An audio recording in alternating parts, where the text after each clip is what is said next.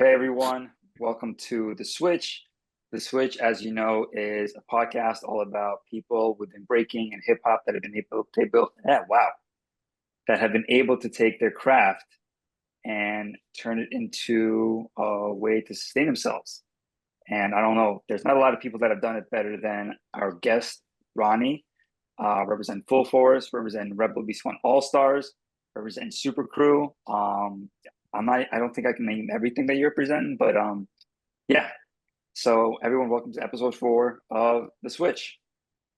Go What's ahead, up? Luis. Thanks for having me, guys. Man, thank you. Thank you for doing this. As Felix mentioned, we've had 4 episodes. We've had different types of guests. We've had world champion breaker. We've had a business entrepreneur.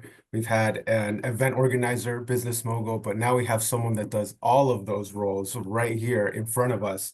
And we've Yeah, got a yeah. lot to talk about, man.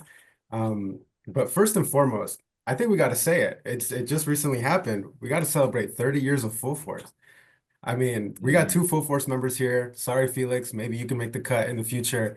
But 30 years of Full Force is nothing to scoff at. Not a lot of crews can say they've even made like 3 years in the game, let alone 30. And the guy for the crew is right here with us. So I want to talk about it a little bit. The prior to Full Force, how did you start breaking? What got you into it?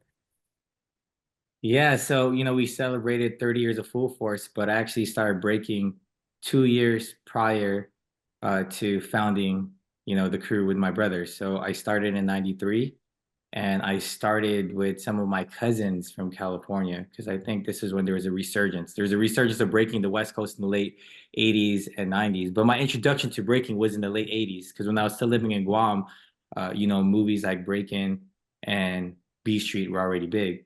So that was the first time I saw it. And then the first time I saw it in person was with my cousins living in California. So I think that's when I physically started doing it. And then when I moved to Vegas, that's when I started taking it serious in 94. So I would say 93 was the first time like I actually physically started doing it, with my older brother. Right. And from there, what made y'all want to start a crew? And how big was the crew when it started? Because right now we've got like so many Yeah, members and yeah, yeah. generations. Yeah, we have an army, man. So when we first started the crew in 95, we already had members that were previously in an older crew called Wicked Tribe.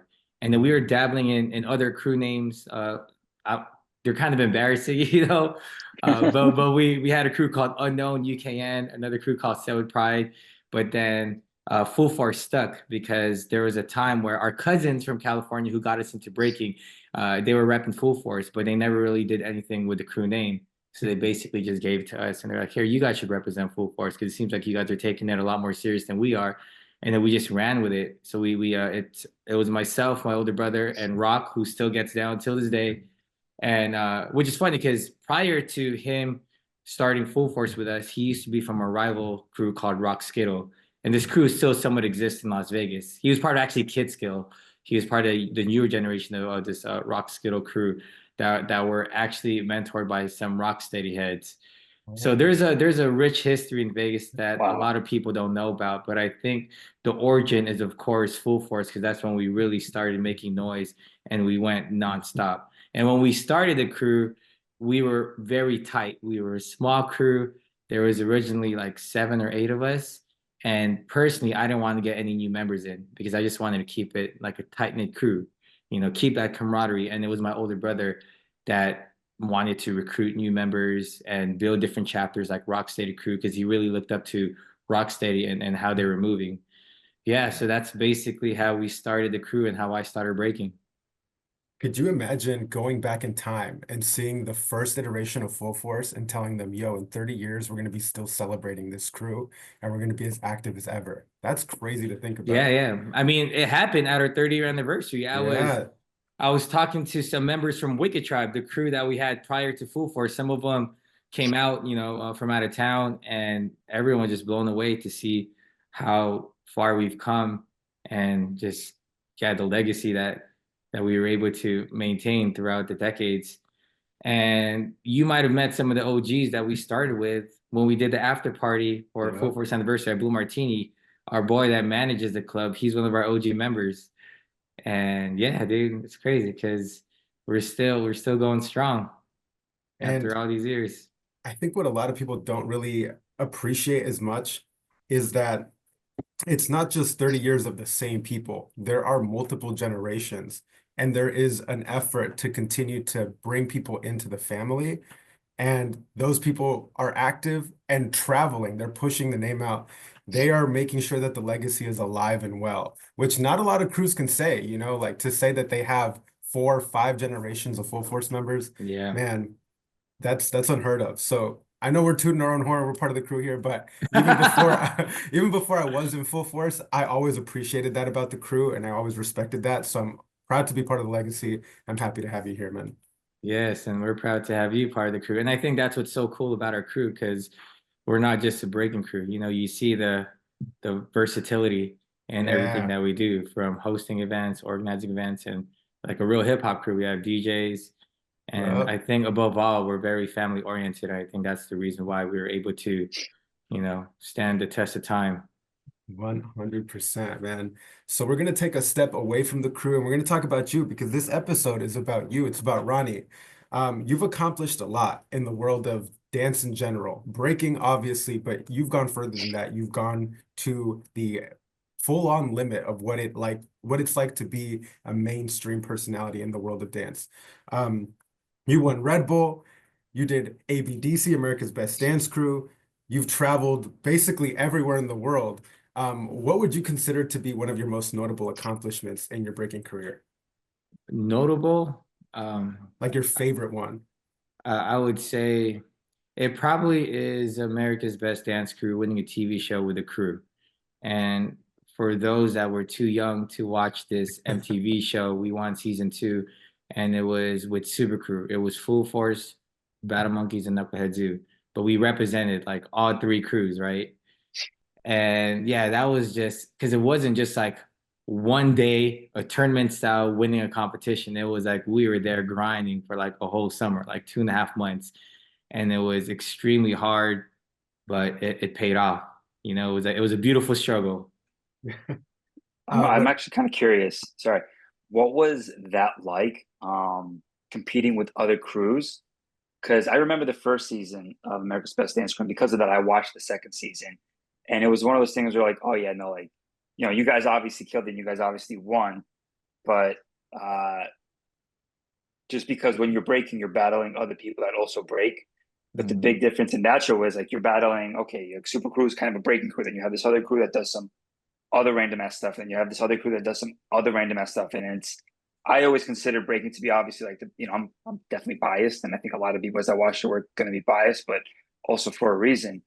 But how did you come up with the routines and your like the different concepts, knowing that you have to not only do the hard stuff of breaking, yeah, but true. also compete with whatever the other stuff is like the other groups are going to do as well. Yeah, so in season 1, Jabberwockies, personally, I felt like it was a cakewalk for them. They kind of like ran through that show. It was easy because they mastered the art of choreography, right? And Yeah. the biggest challenge for us coming into season 2 is that at that time when we got in the show, we like you were saying, we were battle cats. We weren't really as comfortable doing choreography. We've done breaking choreography, but in the show, we had to learn, how to do different choreography from some of the choreographers that were teaching us some numbers and the challenges, right? But I guess the biggest difference between us and the other crews is that we are a real crew, right? So we already had an arsenal of routines and blowups that a lot of the crews there were trying to make up every week. Oh. So we had an arsenal of routines from Full Force, from Battle Monkeys, and from Knucklehead Zoo. That's Oh tight. my You'll see That's God. like tight. the Ninja Tower, Mission Impossible. Like we already had like a lot of, you know, um, how could I say this? Just like blow ups in the back of our pocket. But so to us, we already had those big moments. It was just choreographing around it, where other crews may have had choreography and they had to find their big moments. Does that make sense? So we Gotcha. were the That opposite. makes Yeah. yeah. And also it was the authenticity of our crew. Because we were a real crew, the producers of ABDC, they didn't really have to do much. They didn't have to create a gimmick. It was like we were B-boys. We dressed like Yeah. how we would normally dress, right? Like there was another crew called Fanny Pack, Obviously, that was a gimmick that worked for them, but there were a whole bunch of amazing dancers from the LA choreography scene that they put together, and they're like, okay, how can we make them look different? And then, wardrobe were like, okay, maybe if they wore a fanny pack every week, they could kind of create their own image. Our image were that we were the B-boy crew, which worked to our advantage. But also the disadvantage we had was everyone was killing it in choreography, and the judges were kind of calling us out like, you guys aren't doing choreography. And Uh, if you remember the season, we were in the bottom all the time, so we had to fight our way out of the bottom because America wasn't feeling us for like the first few episodes I yeah, do remember that.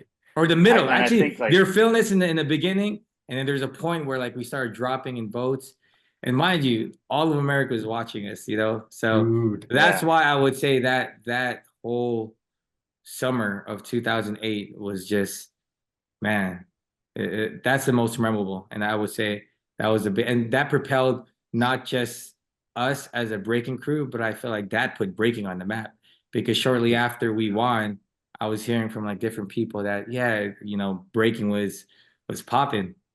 man. yeah, Everyone wanted a breaking teacher at their studio. Everyone was booking crews for corporate shows. And not just Dude, us, it was that's also because of Jabwalkies. Because yeah, if you didn't know anything about dance at all, Jabwalkies was also considered a breaking crew, you know? true. Very true. You know what's crazy? I was in elementary school. I believe it was like fifth grade at the time. Shut up. Um, You were in elementary school dude, when we were in the show? yeah, yeah. No way. Dude, wow. I was I didn't no, it was realize you were sixth grade. young. Dude, it was Okay, sixth okay. grade. And the thing is, those shirts, it was the Jabberwocky shirts and the Super Crew shirts. They were everywhere, bro. And everybody would throw up these on the playground. Like that Whoa, was a yeah, yeah. debate, man. On the playground, you would be talking to people and they're like, "Oh, who's your favorite crew? Super Crew." No, I think the Jabberwockies are better. And that was a discussion. And it was like, Whoa. "Yo, That's and pretty this is cool. before I even danced. I was understanding what was going on before I even started dancing." Yeah. And what's wild is you're part of that legacy now, you Yeah, know? dude, that's wild. And I'm wearing a Jabberwockies tee right now. Look at that. But you also went back, right? There was a second season that y'all did later down the line, right? Yeah. A few years later, they brought back season 8, which wasn't by Randy Jackson. It was just an MTV show, and they brought back Super Crew and some previous winners, and then Mhm. the new contestants were Kinjas. And yeah, Yeah, yeah. that was a fun season because we were able to recruit Little G That and I Nagin. yeah, that's fire. Yeah, yeah, yeah. And then Did they killed it, man. They killed it. did y'all make final episode for that one Yeah, too? we got third. I believe it Okay. was Quest Crew, Kinjas, and then we got third place. Yeah. But Oh yeah, man. but if you really watch the whole season, between us three, we're all neck to neck. Yep. We were all neck to neck. It could have went either way. At the end of it, it just came down to who had the biggest fan base. It That's wasn't true. about, yeah. Skill wise, everyone killed it. Man, Yeah, that's nuts. Could you hear Okay. my kids right now, or is it fine? My No, kids dude, are we're loud. good. we All right, can't hear them. good, good, good. That's why I put this up. Um, Zoom does a good job like canceling out the noise. Cool. So that's so crazy to hear because like we've all it's crazy because Felix watched the show. He was in a different point of his life. I was in a different point of my life. It's nuts seeing that this all kind of is a universal experience to see Yeah, one of your biggest moments. And obviously, your biggest moments, that's just talking about dance. You've done so much off the floor as well. And I think one of those things that really still reigns true to this day is the amount of love and care that you've put into the Vegas community. For a lot of people that don't know, like Ronnie is everywhere. He's all over the world, but he's also always in Vegas. He's always doing something for the community, and he's always providing opportunities. That's not something that you can get an award for, but if you were able to get an award for providing opportunities, this would be the guy to do it. Um, Tell us a little bit about District Arts. That is an entirely different segment of your career, but it is a very important one because it's become the hub for dance for a lot of people that go to Vegas as visitors, but also people that live there as well. Tell us a little bit about what it is and how you got into that whole entire journey. Yeah, like you were saying, I was traveling a lot. This was a few years after we won America's Best Dance Crew and we finally had a little bit of time to settle down in Vegas as a crew because part of our members started working for the Jabberwocky show in 2010. Wow, that's crazy, bro. That show's been around for over 10 years. Yeah. So we decided to open up District. It was originally called District before District Arts in 2012. So in 2012, we opened up the studio with myself, Chris, and Rock. Rock's older brother, my older brother, they kind of like took part in it. But this was something that we've been talking about since high school. Because I mean, any crew, that's kind of like the end goal to open up a studio, right? But it was more of a passion project. And I was still traveling a lot. So Rock and Chris, they were kind of taking care of the business side of things, you know, and I was just kind of like the face, I guess you would say, like the ambassador of the studio. And eventually we opened up one in San Francisco, and then we opened a second location.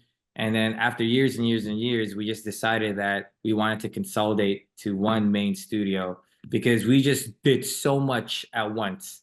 We had a studio, a barbershop, a tattoo parlor, all in one.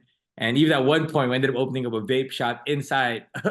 That's crazy. Because we had 4 units, I believe. 1, 2, 3. Yeah, because we went in. We wanted to. Even our grand opening was huge. You know, we went big, and I guess you would say not having any real business experience, we probably went too big too soon, right? Oh, okay. So after all these years, we've been open for 13 years now, and we're doing good. I feel like we're dialed in. We figured things out, and we're doing well. Zoologic is our program, and it was founded by the Dis and Steve and Yus. They all three of them were working on the program when they came to our studio over 10 years ago, and then they left, and now they're back. So now they're our main breaking program, and we do events. As you know, we just did a pre-event that you made it. Yeah, you made it like semis, right? Or you made it pretty quick. Semifinals. Yeah, semifinals. Yeah. But yeah, so that's what we're currently doing now. We throw events, we have workshops. We actually just had a Red Bull.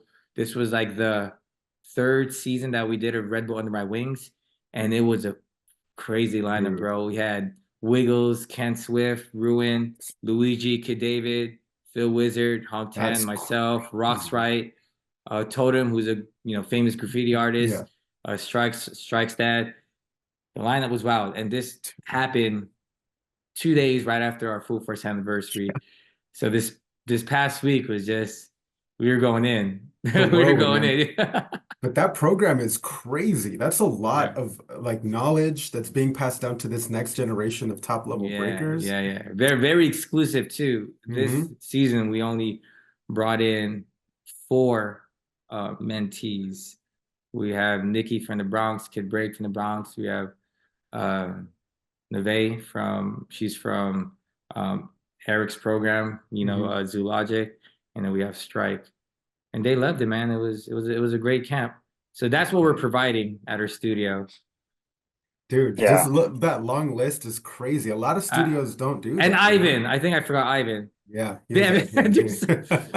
Well, he's just I didn't want to there. I didn't want to I don't want to leave anyone out. But yeah, shout out to all of them. Shout out to all the mentees, man.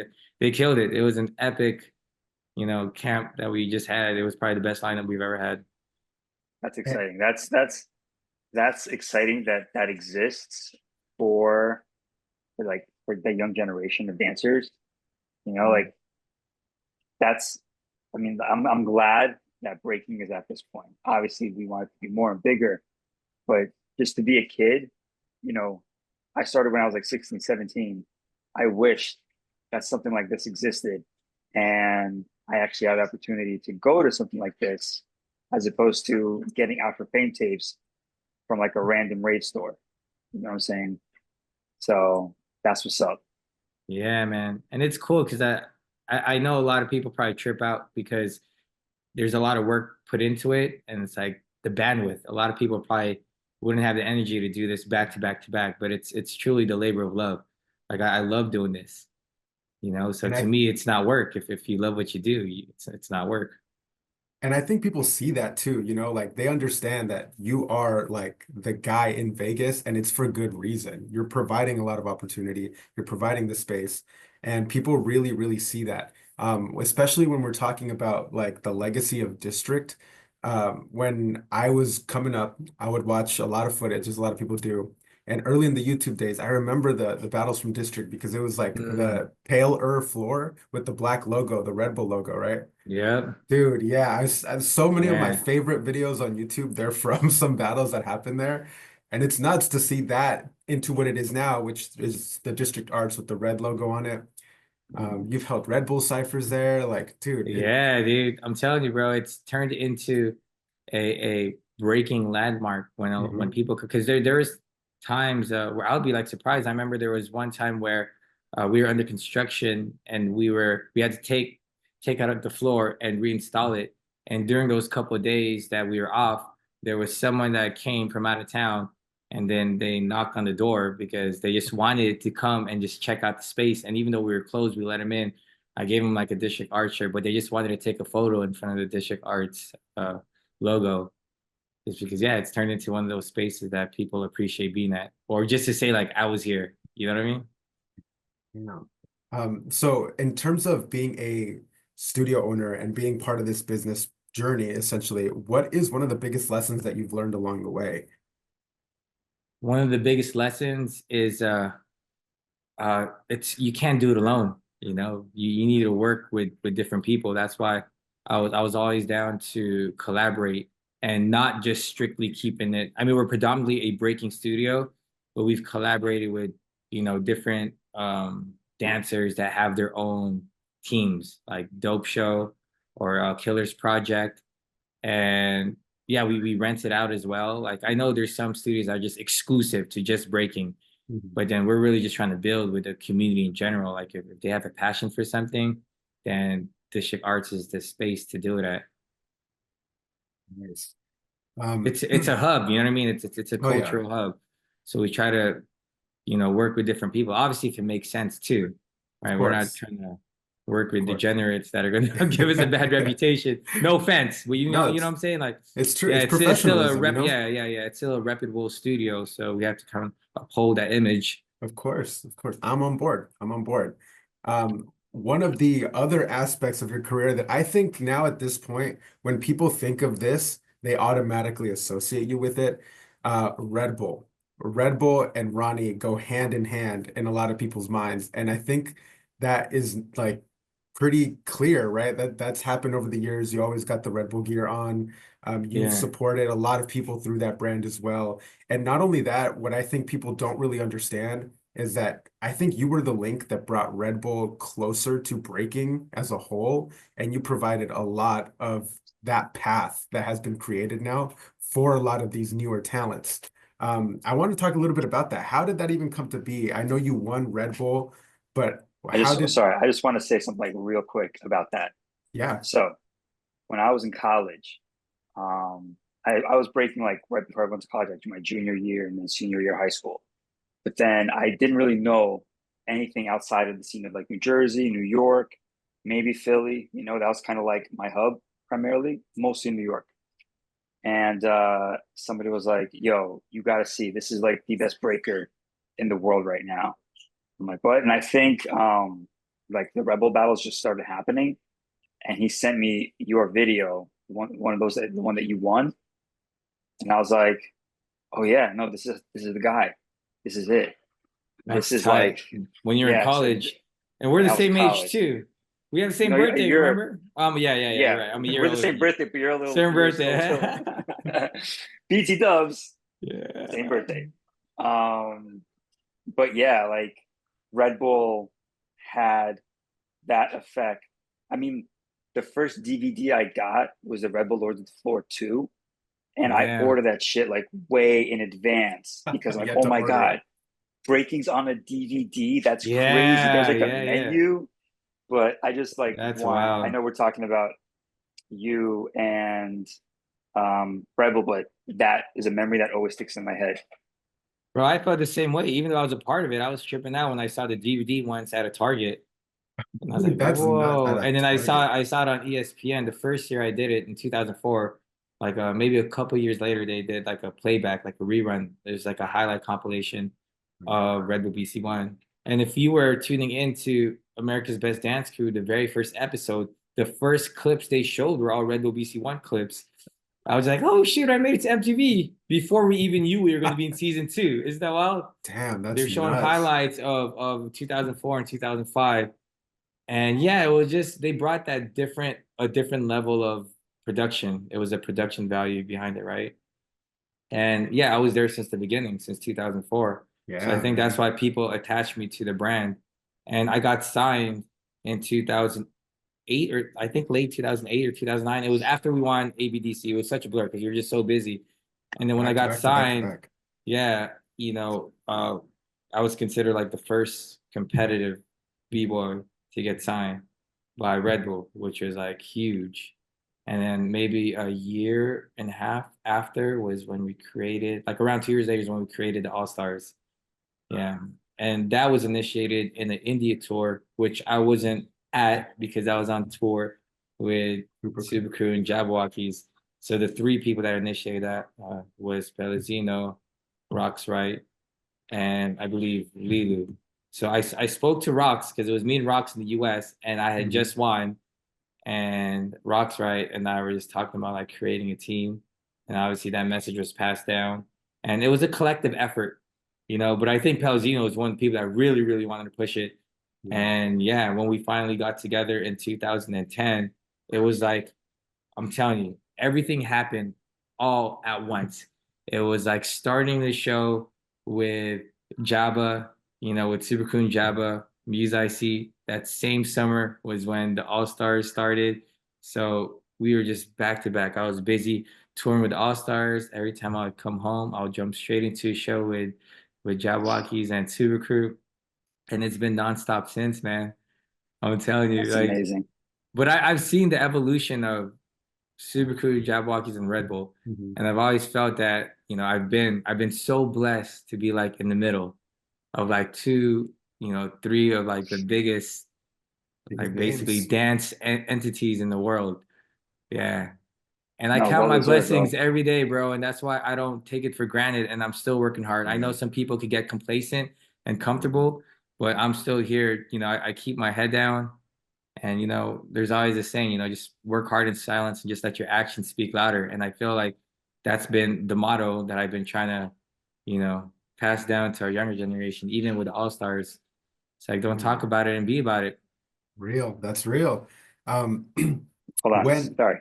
You Real can hear quick, my real quick. kids, huh? You can hear my kids No, no, no, screaming. no. Oh, okay, No, no, okay. no. I just want to say something. I remember that year, 2010, was very impactful for me because I remember watching like because Red Bull, the All Star started doing like these tours, right? Like I Yeah. remember, for example, like Rox Wright and again and Hog 10 were in Russia. You, I think it was you and somebody else because like you guys like you battled Thesis and somebody else like you did your own Yeah, yeah. We tours did a whole tour. Yeah. We were and battling everyone. yeah, you were You know Yeah. battling what set that everyone. off? You know what set that off? At that time when we started, we were a lot has shifted with the All Stars, right? But when we started the All Star team, we were a brand where it was just a lot of the how could I say the alumni Mhm. BC1 faces, right? The profiles were like, oh, they already won the world championships. But then now with the new generation of All Stars, a lot of them are younger and they're obviously world class, but then Of they're kind course. of working their way towards like a belt, Red Bull Yeah. BC1 championship belt. So when we started, it was more like a like lifestyle travel. We were doing a lot of showcases, like at the Yep, clubs, going to colleges and teaching. And what initiated these battles was in Vegas when we did Red Bull BC1 All Stars versus Vegas All Stars at our Super Crew anniversary. And after that, that's when it was just like, all right, we need to do these exhibition battles all over the world. So they did one in Russia. They did one, we did one in Seattle versus yep. Seattle All Stars. We did one in the Bay. I don't think I was in that, but I think Rox Wright and someone else battled. And then for a few years, we started doing it all over. We even did it at IBE when we did the All Stars versus Team France and the Young I Guns. remember that. That is So there was a But fire. point where we were just traveling everywhere doing exhibition battles. But yeah, that we initiated that when we first did it at our Super Crew anniversary in Vegas at the Hard Rock Cafe on the middle of the Las Vegas Strip. So it's that's cool because I crazy. feel like I'm always there in the beginning of something, you Yeah. know, and Yeah. the And there's always this other saying that, and I live by. It's like it's not always about being first place, but being the first to do it, because that's different too. When you're the first to do it, people will remember the first person that ever started a breaking studio or in Vegas or started XYZ, right? As opposed to, yes, you could win first place, but eventually that kind of fades, Right, right? that's true. Yeah. The Unfortunately, thing, like, because I could talk about winning Red Bull BC1, but then you ask in your generation, they probably won't even know or remember what year, right? I remember, even I forgot. I've been to every single year. I've never missed a year. And I did some trivia. I did it. It was with Smurf, and it was like me and Twix, and then they did like some breaking trivia. They asked me who won a battle in what year, and I completely forgot. It was who won Red Bull BC1 in 2020. And I forgot that it was sugar cakes. It was like a trick question, because it was Oh during the man. pandemic. Yeah, it was Sheikah Kicks. Damn. See, look, Dude, I the thing, forgot, man. There's so many winners. yeah, yeah. But I'm proud to say that I was there at the very first Red Bull BC one. Not all people could say that they've done that. Dude, There's only going to be that one moment to ever be there at the very first Red Bull BC one in that's 2004 true. in Bill, Switzerland. There's still an opportunity to win. Anyone could still win first place, I Yeah, mean, anyone the, can the do it. statistics are hard, but if you put your mind to it, I'm sure you could get Um, there. this is kind of the besides the point, thing, but go sorry, for it, Felix? yeah, yeah. Um, the thing about those battles that affect, like, because it had an impact on me personally, was that was the first time we were like, we would watch the battles between your crew and the other crew, and there'd be this level of professionalism that y'all had. And not saying the other crews weren't good. They were, like, as you said, some of them were even world class. But very specifically, like that move you do where you can do baby freeze and you go into a 90, you catch a baby Hmm. freeze and you go into a 90. Hmm. The first time I saw that was like, I think it was like a battle in Seattle. Yeah. You guys were battling Thesis. And me and my buddy Diego were watching it, and he's like, yeah, no, that dude's a fucking professional. Like, he's hitting his shit. And that's what Red Bull brought to us, where it was like, yeah, this is the level that you need to be at to kind of be considered. You can be considered a real professional, but, like, when somebody's like a professional at their craft, it's I appreciate that, undeniable. man. Yeah.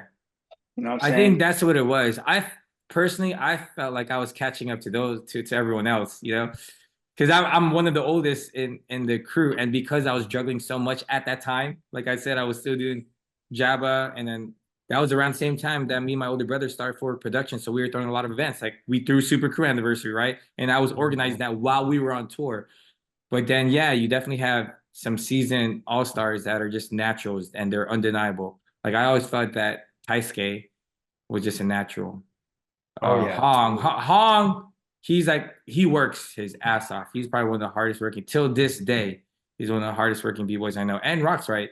And Oh and yeah. those were the three that I was on tour with. So I'm like, man, yeah, yeah. Rock's right, Taisuke and Hong. So they made Um, it a little bit easier for me and kind of gave me some confidence. It's just like, all right, let me go first, and then you guys could, put the nail in the coffin at the end. what I was gonna say is that when we had Rox on this episode, he kind of told us his side a little bit about how he got started with Red Bull, and he Mm. credited you. Ah, that's Yeah. dope. So it's funny That's that you brought cool. up that story too about approaching Rox, right? Because now we have it on record, both sides Yeah, of that story. yeah. Dude, that's nuts. Well, how has your role changed with Red Bull a little bit over the years? Because I know you started as being as part of the touring team, but I believe now you're kind of in a different role where you are like managing the talent or scouting them. But what does it look like for you now to be working with Red Bull? Well, yeah, officially I just play as team captain. So I Mm, just help put together, a solid squad for these battles, check for everyone's availability, help choreograph when we do these Red Bull All-Star showcases. nice. And to be honest, it's nothing that I wasn't doing since day one, Mm, so everything just kind of fell in its place and everything just kind of happened organically with the crew. And yeah, it's wild, bro. Because when I look back at like how long have we been the crew? 15 years. This year's our 15-year mm, All-Star anniversary, right? Because we started in 2000 10, Mhm. there's been so many new members. Like I just remember there's always been like milestone moments, like the first time we got a B-girl in, or when we first announced Yep. logistics to be part of the Logistics. crew, Yep. or even just not just the all-stars, but the whole event in itself, how it shifted from just having the world finals direct invites to ciphers to now having a B-girl bracket to even expanding to this open style community, to this all-style community dancer style, right? Like I've seen the evolution of the brand starting from 2004. I wasn't there for Lords of the Floor, but I feel like once BC1 started in 04, it just kind of like opened up this whole new world. And yeah, I feel like we're still here, and it's cool because our crew, Full Force, we're kind of intertwined with that world. You know, we wouldn't be able to do this anniversary if it wasn't for Red Bull support. They really, Absolutely. they really came through for us, man. Yeah. That's why I gave him that shout out. I was so grateful. No, that's true. And even for, the Full Force San Fourth of Diego July, division, yeah, yeah, yeah, they yeah, support yeah, us a yeah. lot They there too, support, man. man. Some great people working at Red Bull, really. I've met a lot of great people there. I have nothing but great things to say about them all the time because I feel like there's a misconception there from a lot of people, but what they don't understand is like there's a lot of great people working there that truly care about the culture. But I think Yeah, some people get a little bit jaded. But at the end of the day, yeah, when they don't know, they don't know, you know? yeah. People, yeah, exactly what you just said. They don't know what they don't know. Exactly.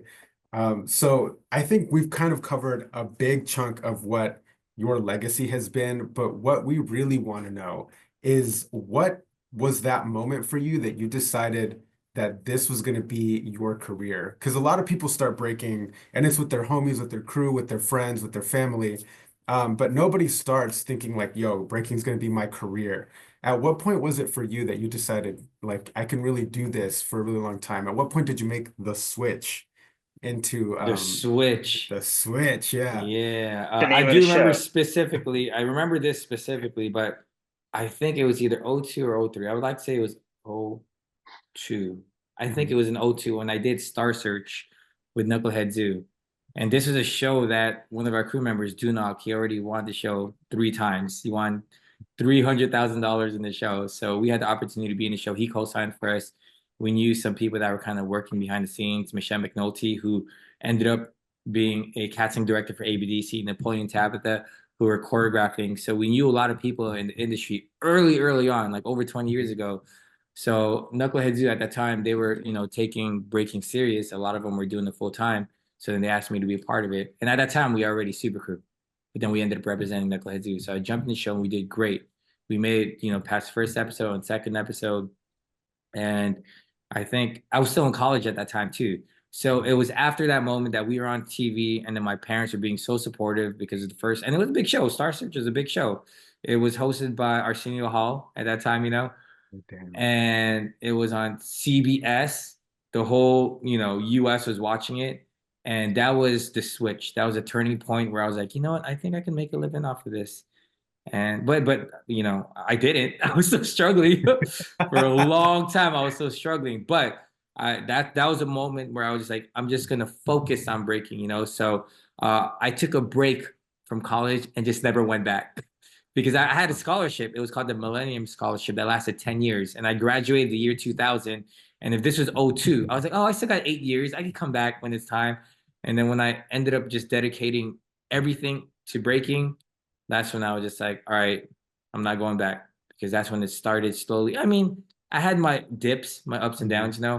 But I think what helped a lot too was during those years that I was doing Red Bull BC1 and I was getting flown out to travel and compete all over the world. I was also part of a tour with Abby Girl from Problems Crew. We were part of the Maxim Magazine Bud Light tour, and we did this Okay. for 4 years. That's how I got so connected and so close to a lot of breakers internationally. Like every year, I would go to a city. Like when I would go to Houston, I would like hit up Marlon and some of the guys from Havoc Coro.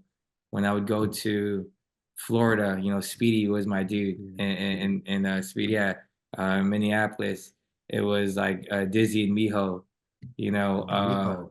Yeah, when I would go to obviously like San Diego, it was all the culture talk, the culture like Chris, Jamar, and Yep. Eddie. There. So if you talk to any of these guys, that were around this time period, they knew about the Maxim party because it would happen once a year. And every time I would go, I would invite them to this party. And the job was easy. We were just atmosphere. We'd go, they would play music, we would break and bring in people to dance. We are the vibe. We created the vibe. And then shortly after, in the first like year or two, Abby, we met Elmo in Houston, Texas, and now Elmo and Abby are married, and that's when it started. It was started when we were on yeah, that tour. Yeah, yeah. this is such a full circle moment because since I've been in New York, the people that I've befriended are actually Abby Girl and Elmo. Bro, they're Um, two of my closest friends from that they're tour. super cool. I'm gonna ask Abby about this Bro, Maxim thing. she knows, of course, bro. We were on tour for 4 years. I was on That's tour. hilarious. I was on tour when I won uh BC one, and I went back on tour because the way the tour worked was the event would be on the weekdays. So I would fly out on the weekdays, I would and the weekends I could fly overseas and I would come back. So I left tour to go to BC one, and after that I went back on tour. So the inside joke for those 4 years that I was competing in BC one, they would fly out every competitor like 5 days before the world final. But because I was on tour, I would be the last one to arrive.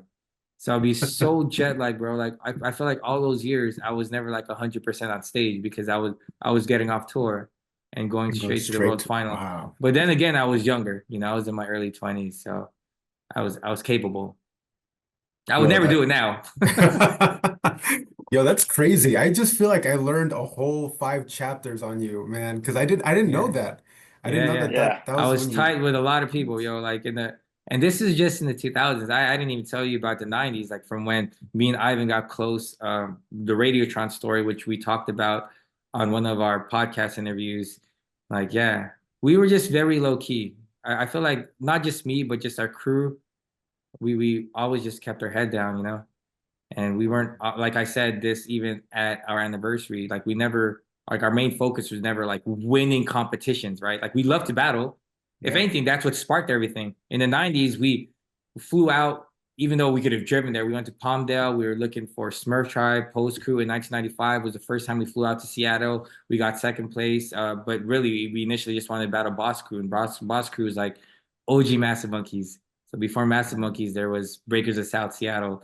So I met all of them back then. I met a lot of the guys from Seattle that are breaking today. Like I met Free, John Jay when they were still called Battle Zone before John Circle of Jay, yeah. Fire. So this is before Circle of Fire. So we were part of a lot of history, man. And I think the people that know. That's Yeah. why a lot of OGs do respect us because they know we've been around. Yeah. That's so Wow. crazy. I Yeah. told you, Yeah, man, this that's is the guest. This is the one. Yeah. His Wow. history lesson, right? Yeah, history yo, lesson, for dude. real though, for real. Yeah. Like history that I can relate to, Yeah, yeah. Exactly. because you can listen Yeah. to OGs talk about history and you're like, that's cool, man. Yeah, that's Yeah. wow, that's That's true. That's crazy. true. But it's like But it's a this, different I'm like, time yeah, too. no, yeah, And everything I'm because I, saying is documented. Everything, I mean, there's clips of Red Bull or not Red Bull, Radiotron 96 where I'm in the crowd where Full Force colors was green. I was wearing green with the Full Force beanie. And I was just like a little, I think I was 12 or 13, just watching this damn, game changing event that changed the world. It really changed the world. Like if you grew up That's in the real. 90s and the early 2000s, if you ask even John Jay, that VHS tape traveled all over Korea and helped build the whole scene. That single video changed the whole breaking community in the that country. one tape. That one tape, yeah. And I That's think crazy. That was a any thing. Korean from the 90s could vouch for that too. It's like Radiotron, Style Uh, Elements versus Renegades. Dude, that is so crazy. I've talked to John Jay before, and he has said the same thing. When he took Yeah, it over there, it like changed everything. Their it approach did. just they all elevated off of that tape. Yeah, Dude, yeah, that is nuts. yeah. Oh man. That feels like a full circle moment for me. Yo, so now that we've talked about everything, it's important to just bring the point home that you've cemented your place not only in breaking history, but I would say in hip hop history as well. And you've been essential into introducing the world, the public world, into our world of breaking. You commentated at the Olympics. You've been a consistent public spokesperson for breaking culture and hip hop. Dude, you were even in a video game. You had your moves in 2K. You've done Yeah, it all, man. And like you mentioned, it's important to be the first. And I think in a lot of ways, you've been the first for a lot of milestones in yeah. breaking. And I Um, say that humbly, by the way. You know what I of mean? course, dude, of course. If you I'm don't not, say it, I'm I'll not, say it I'm for not, you. I'm not personally flexing. I'm just saying in general. Like, and this is something that Joe We're Coy flexing actually for you, told. bro. We're flexing for you. This is the point of the Yeah, show. yeah. Um, It's basically everyone could do it. Everyone could be in their own lane and kind of create their own. And it just so happens that we kind of were the first ones to take the risk, and luckily it all worked out. You know. Yeah. well, interesting. I love that you mentioned, sorry, I love that you mentioned Joe Coy because he was on a podcast that I watch called Flagrant. And Joe Coy, you know, it was like a comedian podcast. He's a comedian, obviously. I think he had his first or second Netflix special, and he was just kind of promoting it. And then he started talking about Vegas and break He's like, yeah, you know, Ronnie and the guys, the Full Force guys. Yeah, those are my homies. They're just B-boys. And I'm like, oh my God, I Yeah, know that's exactly. Not only do I know who he's talking about, but this is like, because this is a relatively big podcast in general. Like among comedians, it's massive. For the general public, it's pretty big. So to get a comedian like Joe Coy saying your name, mentioning breaking in general because of for you, real. Yeah. you know what I'm saying? That's Like amazing, man. you I love did that that. dude. Yeah, he shows us so much love. And yeah, he Real. kind of, you know, inspired me to just don't be afraid to take risks. You know? We're all gonna fail at some point, but you know, it's all gonna be a learning experience. And Yeah. I think that's It's a what Libra people, thing. It's a yeah. Libra thing, bro. Especially when you're born on the days that we are, we take risks. You already know, yeah. Well, it's funny you mentioned that, sometimes being the first in any lane is important because there are a lot of changes happening in the breaking scene now, from the way people break to the way people approach throwing events. The new generation really wants to revolutionize in different ways. Hmm. How do you see breaking panning out over the next 10 years? Where do you think we'll be 10 years from now?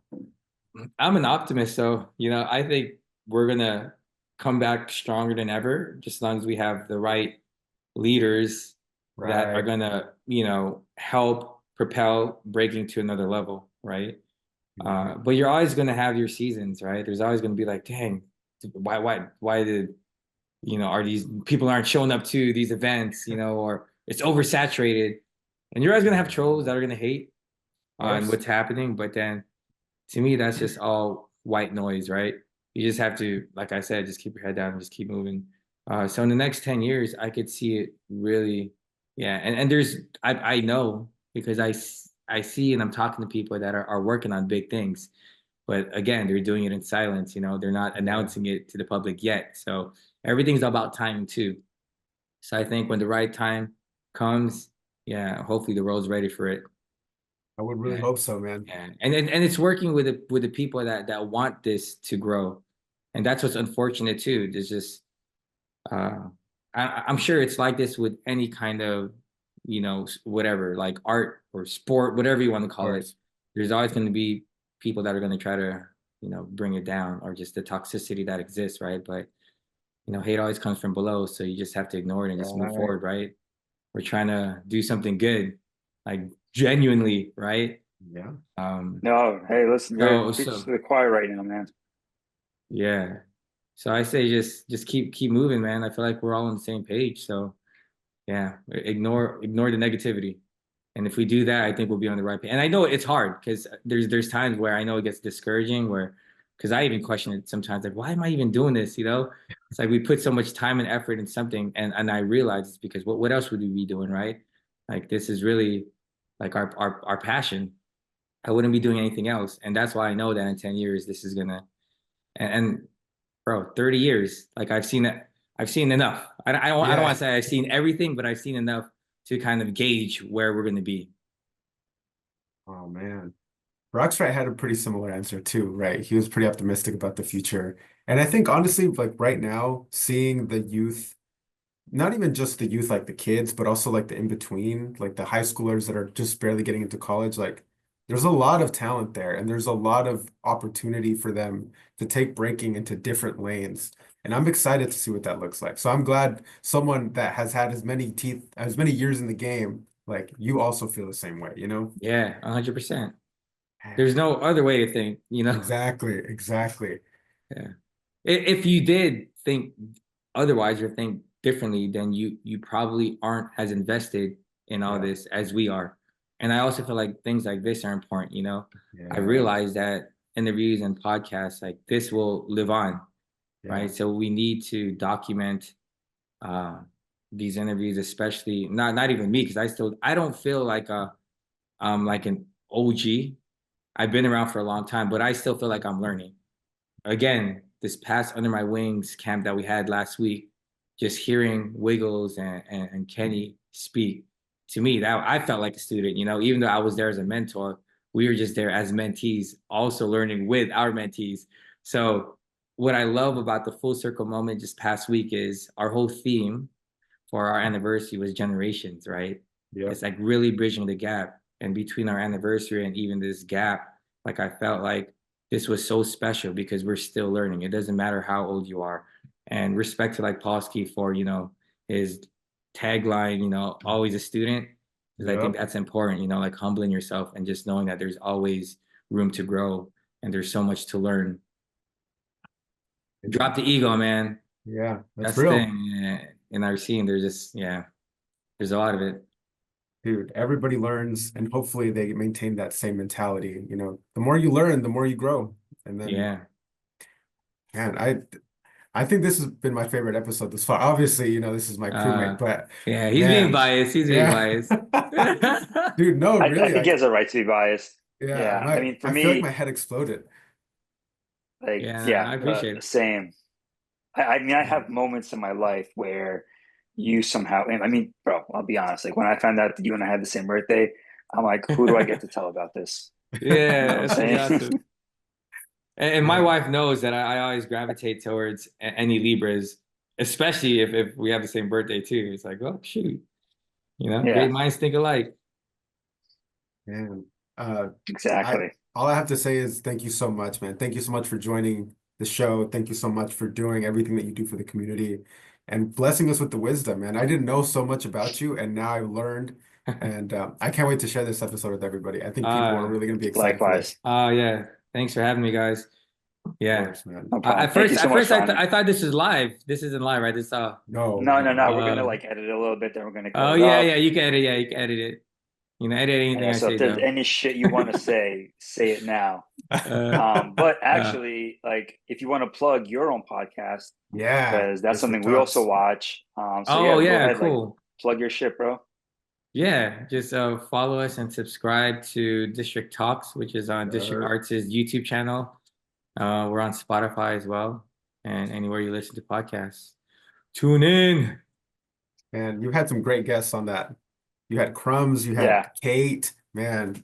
You Yeah, had Joe yeah, Coy. Yeah, okay. yeah. We had some good interviews, so I appreciate being on the other side, getting interviewed. Yeah. You You're know. the guest now. yeah. Oh man. And All right. I'm still growing from that as well. I'm still learning, just like, you know, because this is a whole new world to me. I never thought I'd be, you know, starting my own podcast, which is cool because I think that's what we need to do, and that's just Yeah. an advice to all breakers, you know, like to diversify and do try to do everything, man, because you know the truth and the sad truth is we can only break for so long, and thank God a lot of us are still capable, like your Rocks Rights and Yeah. Wrong Tens and yeah, they're definitely pushing the envelope, right? The stereotype of Right. like when you could peak as a breaker. And yeah, but I feel like, yeah, it's always good to just like dabble into other things that could still help support the community. It was funny. I was visiting my parents over the weekend, and I was walking on the beach with my mom, and she's like, "Who's like the oldest breaker you know?" And I'm like, "Oh, like in New York or in general?" She's like, someone that's really old that's still doing it. Like, what's the retirement age?" And to be honest, of my friends that break, I don't know who's actually stopped breaking. Because like Po One is in his 50s, I want to say. Yeah, yeah, Profo is yeah, 50, if not 49, Oh, if not 50. Obviously, like you, Rocks, Eddie Styles, you know what I'm yeah, saying? Eddie And Styles, yeah. it's like that fool is trickery because you don't know how old he is until he tells you. Um, So it's like I don't have an end date because I don't see it yet. And that is so lovely Yeah. because that's something I don't, obviously we're all going to experience it at some point, but the fact that you can ask a basketball player, like, yo, when do you stop playing ball? Like, they'll let you know. Football players even earlier, hockey, etc. But breaking, you can Yeah. do it on a certain level for a long time. It's Yeah, true, man. I mean, breaking is the fountain of youth. dude. Oh, That's a that's good something. that's a Yeah, tagline right that's a there. closer right there. All right, man. Thank you so much for joining us. Thank you everybody for Thanks, listening guys. to The Switch. We'll be back next month with another guest and another episode. But until then, peace. Peace, peace. Dude.